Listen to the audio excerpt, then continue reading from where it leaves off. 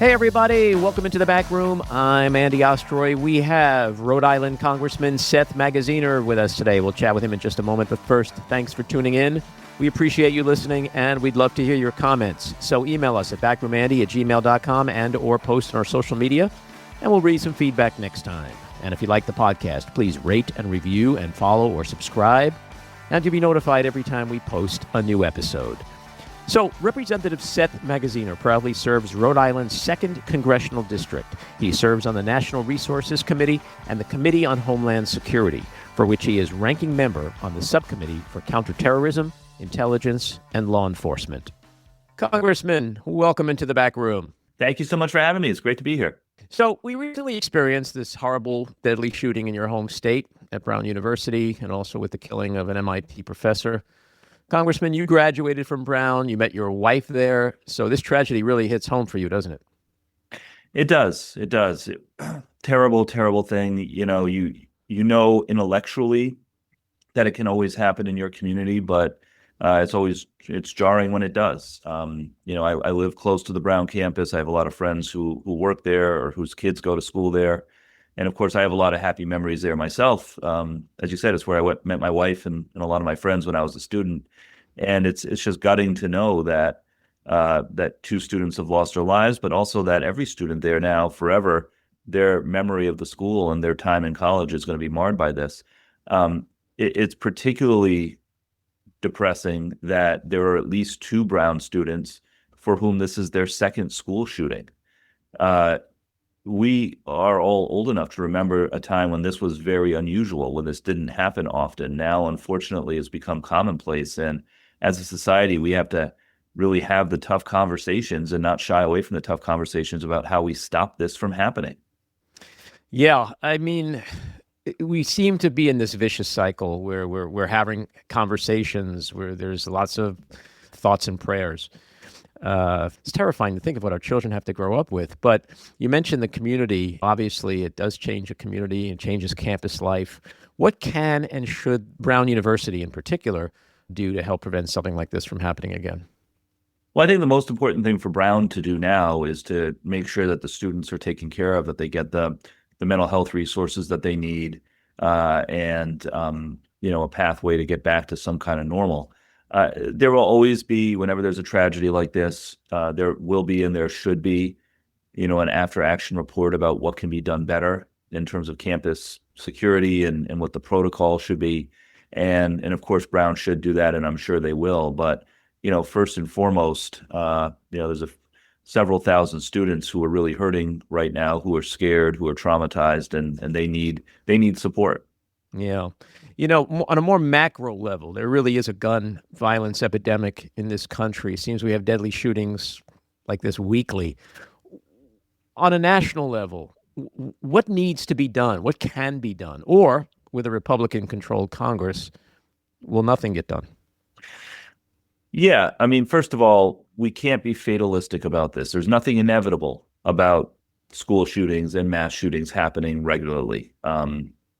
Every major country around the world has the same challenges we do with mental health issues, with social media, and all the rest, but they don't have mass shootings the way we do here in the United States at nearly the same frequency. Right. And of course, it happens more now than it used to even 20 or 30 years ago when we were young. So there's nothing inevitable about this. No, we need to have a real conversation about gun safety legislation at the federal level and at the state and local level. I think part of what we need to do personally is reset a bit and refocus on how can we find bipartisan solutions that can actually get done and have an impact. So, for example, if you talk to law enforcement and you look at the data, the vast majority of the guns that are used in crimes can be traced back to a relatively small number of dealers who are selling them to people who they shouldn't be selling them to. So there's a lot of guns out there. We all know that.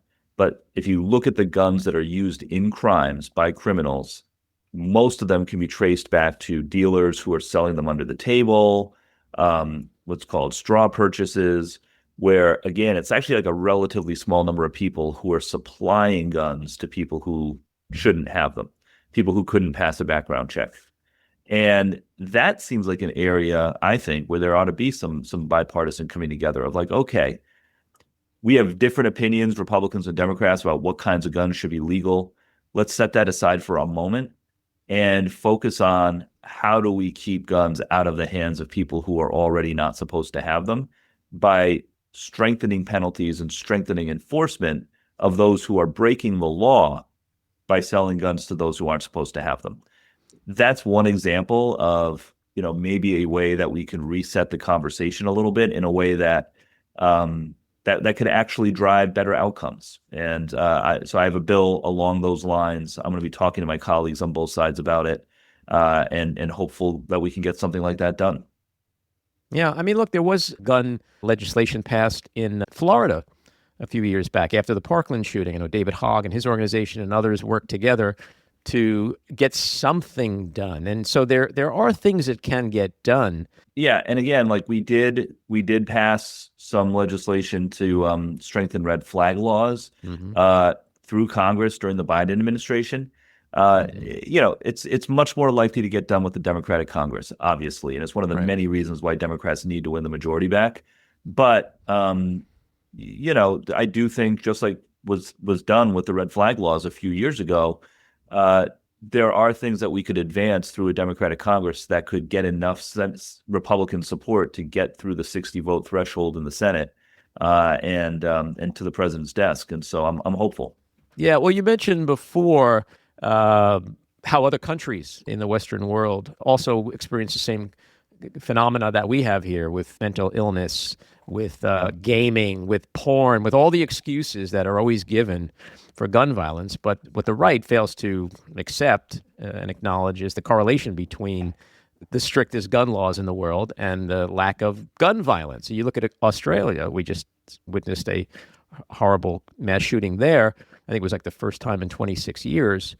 Yeah. And they have some of the strictest laws in the world. And so it proves that you can't totally stop this, but you can significantly prevent it. But they've already said we're going to go back to the drawing board and see how we can draft new legislation to make it even harder.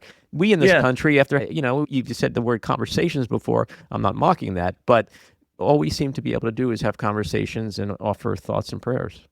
Yeah. But again, even if you're not going to ever be, even if the United States is never going to be Australia, we could be Canada. We could be a country that still has, gun ownership at a relatively high rate, but with common sense safeguards in place around preventing guns from getting into the wrong hands and also making sure that the worst weapons of war are not available for civilian use. And I do believe, we just got to keep on it. We got to keep fighting.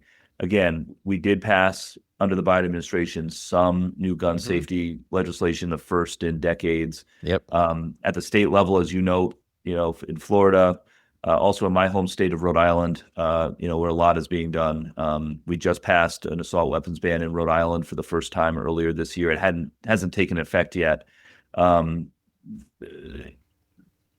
We just got to keep our foot on the gas. Yeah. Let's switch to immigration and national security. A couple of weeks ago, there was a House Homeland Security Committee hearing, a committee you're on. Secretary Kristi Noem testified, and you did something which to me was epic. First, you got Noem to falsely claim that no military veterans had been deported. They have.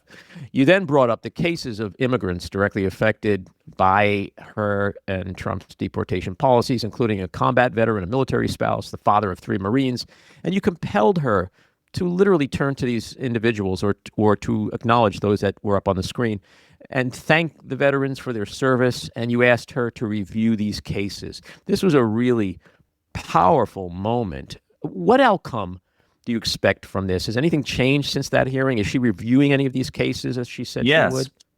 So one of them has already been released. Awesome. So for those who didn't have a chance to see it, during the hearing, I pressed Secretary Noem about the impact that the Trump administration's immigration policies are having on veterans and military families. Because the big fiction that they're putting out there is that they're just going after the worst of the worst. Everyone that ICE is picking up is a hardened criminal. False, right? False. by their own data, the vast majority of people who they are detaining are people who have no criminal records at all.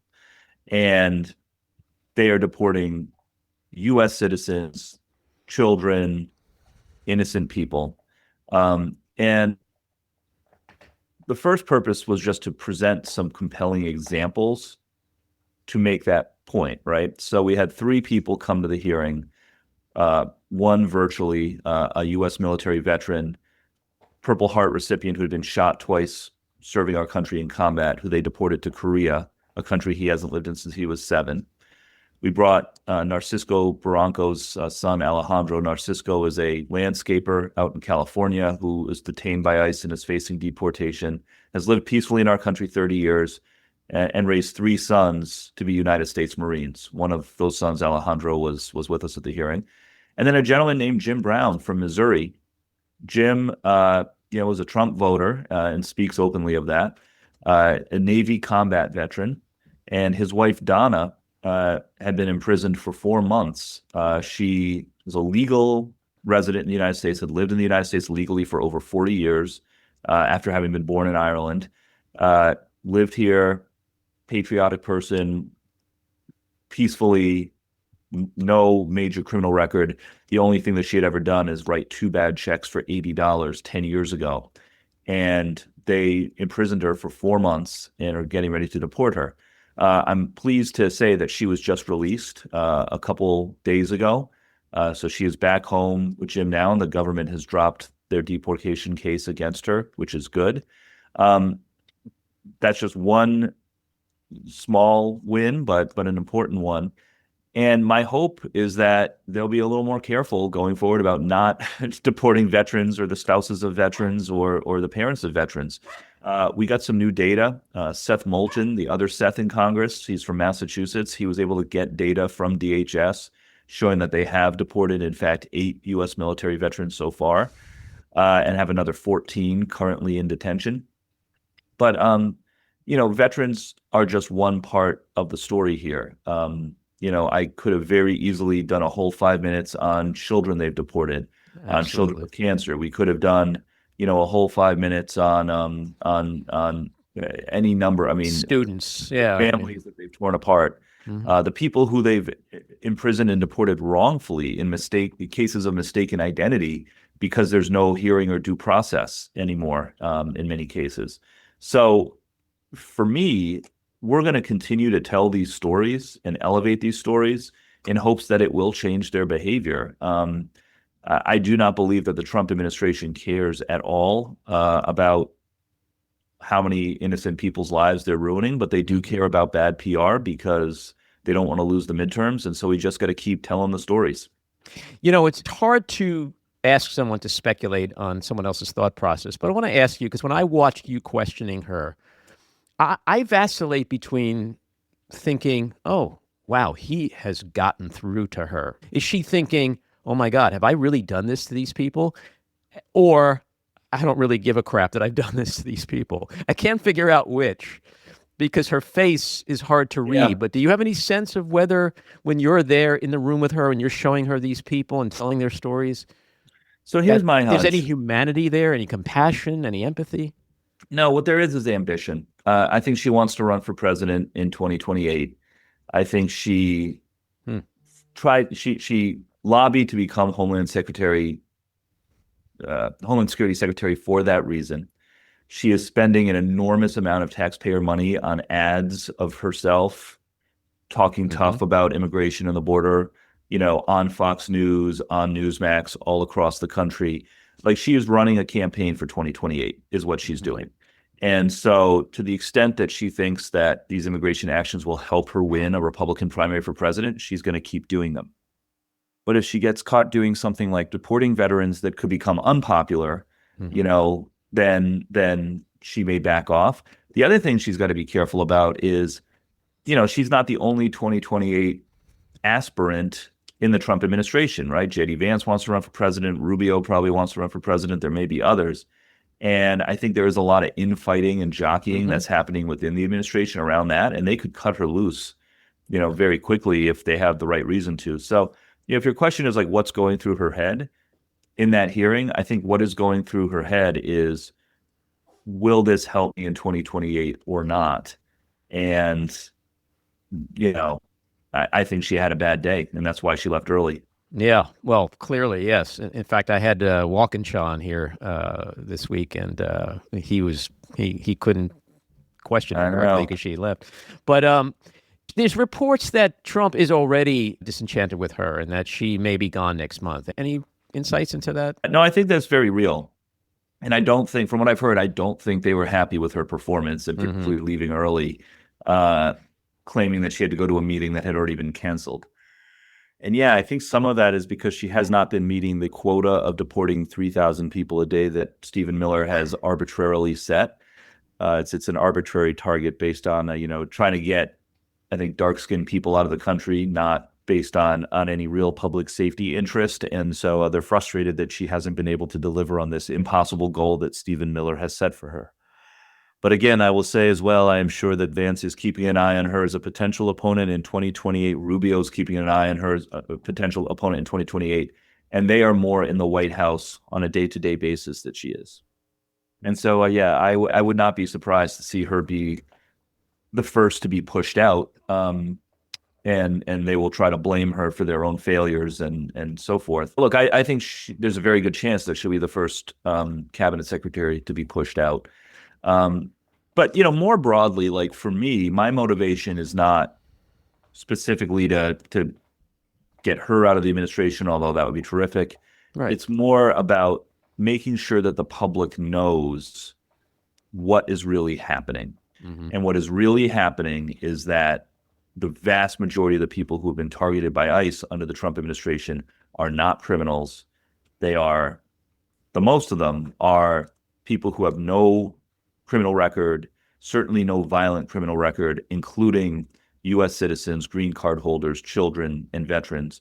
And we just have to keep telling those stories over and over again to try to get them to pressure them to change their behavior, but also to educate the public heading into the midterms. Because if you just consume right-wing media and nothing else, you have no idea. You think that every person that they're putting on a plane and deporting is a drug dealer or a murderer, when by their own data, that is, a couple of percent. And the overwhelming majority are people who are just honest people trying to make a living and raise their kids, but whose lives are being torn apart in order to meet Stephen Miller's arbitrary 3,000 a day target. Yeah, these policies are absolutely draconian. And I think a lot of people who voted for Trump are starting to say that this is not what they voted for. Let's talk about Epstein. Last Friday's deadline for the Department of Justice to release the full Epstein files under the new law that was passed last month came and went without those full files being released. And worse, what the department did release was full of redactions, empty pages, and materials previously released. So did Trump and AG Pam Bondi violate the law here? Did they literally 100%. break the law? Yeah, 100%.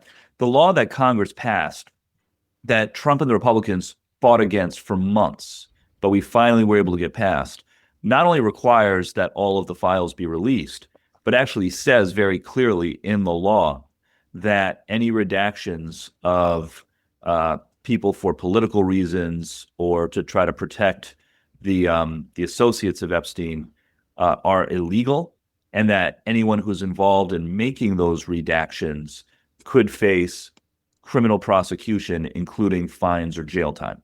So if you're working at the Department of Justice, redacting these files, and Pam Bondi or the White House or anyone else is telling you to redact Trump's name or redact the names of other powerful people who are not victims, then you are breaking the law, and there could be significant legal consequences to that.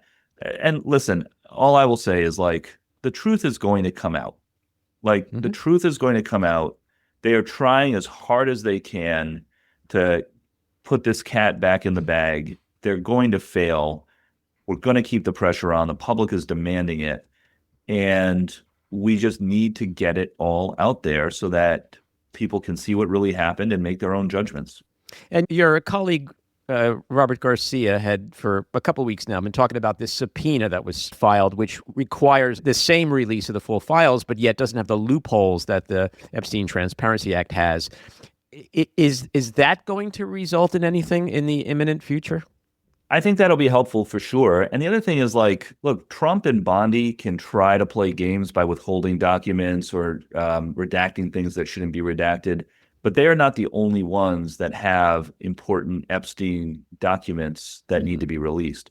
A lot of what has been released in the last couple of months actually came from the Epstein estate. That was what Robert Garcia, Summerlee, and others were able to get subpoenaed.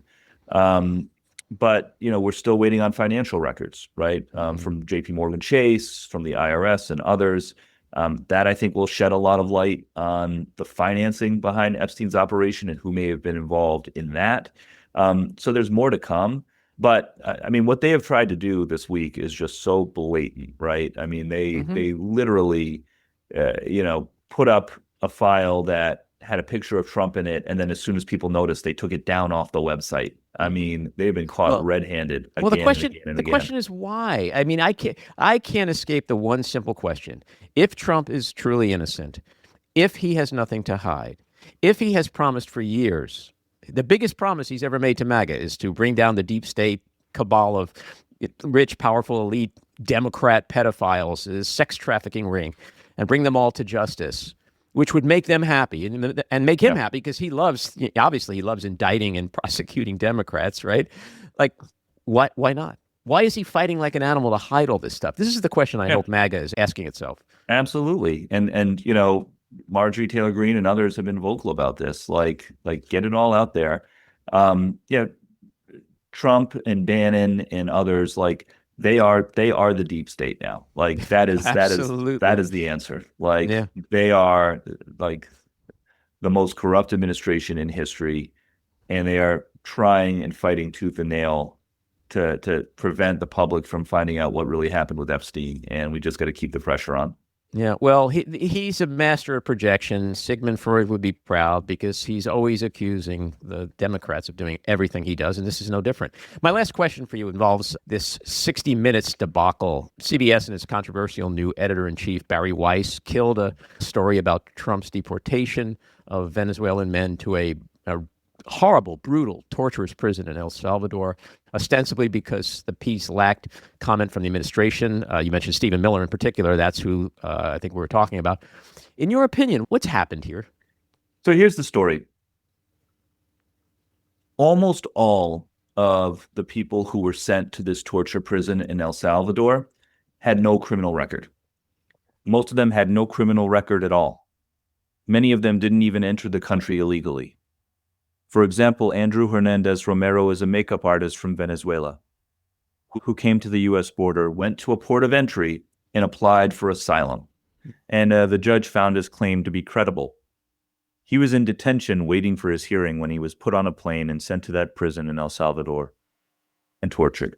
Mm-hmm. He didn't come in illegally. He tried to come the legal way. He went to a port of entry and said, "Here I am. I want to apply for asylum." Mm-hmm. And they sent him to this prison where he was tortured for months. So the story here is, if they can send innocent people who have broken no laws, people who have not even come into the country illegally, to a torture prison with no hearing and no due process, if they can do it to them, they can do it to anybody. In Stephen Miller's world, he thinks that he has the right to put anybody in a foreign torture prison with no hearing, with no due process, and that includes people who have broken no laws and didn't even enter the country illegally. If they can do that to these men, they can do that to anybody. That is the story that Barry Weiss doesn't want out there. That is the story that Stephen Miller doesn't want out there, and Trump, because it would have a chilling effect on their agenda. With the American people realize that in Donald Trump's America now, anyone can be rounded up and sent to a prison with no hearing and no due process, even if you've done nothing wrong. And that is the truth that they do not want told. Yeah, and even the correspondent Sharon Alfonso said that this is corporate censorship and said it's politically motivated, which is really terrifying when you start to think about how he's continued to bully the media. Absolutely. Congressman, thanks so much for coming on. I hope you come back and chat with us again. Would love to. Thank you, Andy, for getting the word out. All righty. Take care. Bye-bye. This episode was produced and edited by me, Andy Ostroy.